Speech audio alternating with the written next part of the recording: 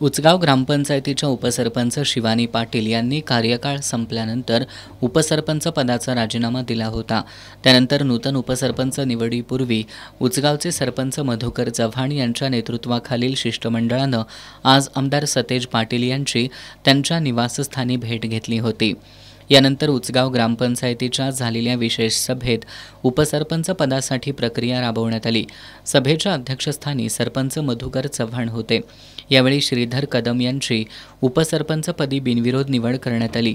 नूतन उपसरपंच कदम यांनी आमदार सतेज पाटील यांच्या मार्गदर्शनाखाली उचगावच्या विकासासाठी कटिबद्ध असल्याचं सांगितलं।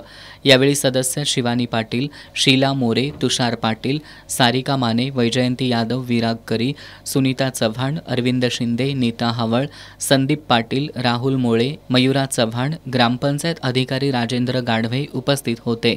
दरम्यान या निवडीनंतर ग्रामपंचायत कर्मचाऱ्यांना 1 महिन्याचं वेतन, त्याचबरोबर दिवाळी बोनस म्हणून कर्मचाऱ्यांना 2 वेतनाच्या रक्कमेचे धनादेश मान्यवरांच्या हस्ते देण्यात आले।